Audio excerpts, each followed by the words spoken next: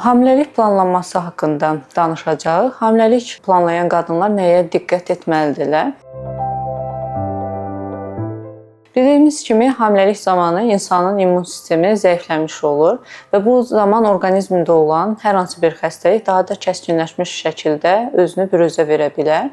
Buna görə hamiləlik planlamamışdan öncə mütləq müəyyən müayinələrdən keçməli və müalicə alınmalıdır. Hamiləlikdə əksərən sidik cinsiyyət yolu infeksiyaları kəskinləşmiş formada özünü göstərir.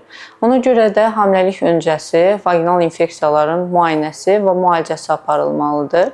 Belə ki, hər hansı bir vaginal infeksiya olarsa, hamiləlik zamanı bu inkişafdan qalmaya səbəb olmaz. Ancaq dölyanı mayenin erkən axmasına və erkən doğuma gətirib çıxarda bilər.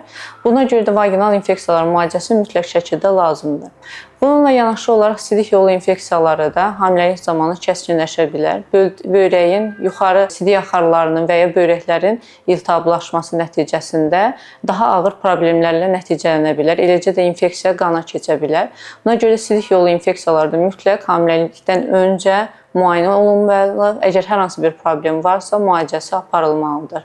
Qan azlığınız varsa, mütləq qan azlığına qarşı müalicənizi almalısınız. Dəmir preparatları və qan hemoqlobinin miqdarı normallaşdırıldıqdan sonra hamiləlik planlaya bilərsiniz. Bununla yanaşı zob xəstəliyiniz varsa, mütləq zob hormonları miqdarı normal miqdarda, normal dəyərlərə çatdıqdan sonra hamilə qalmanız tövsiyə olunur. TSH hormonu yüksək olduqda bu düşüklərə səbəb ola bilər. Bir də dölün beynin inkişafında problemlərə gətirib çıxarda bilər.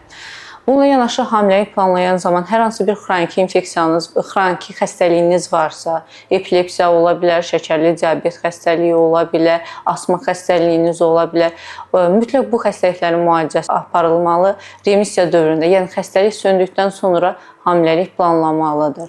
Hamiləlikdən 2-3 ay əvvəl qəbul etdiyiniz dərmanları həkiminizlə mütləq məsləhətləşin. Müəyyən bir qrup dərmanlar vardır ki, onları hamiləlik planlamamışdan 2-3 ay əvvəl kəsmək lazımdır. Və bu da hamiləliyin normal inkişaf etməsinə, problemlərlə qarşılaşmamanıza səbəb ola bilər. Əgər əmək şəraitində də siz zərərli maddələrlə kontaktda olursunuzsa, bu zaman hamiləlik planlamamışdan 2-3 ay əvvəl hamiləlik müddətində də həmin maddələrlə kontaktda olmanız tövsiyə edilmir.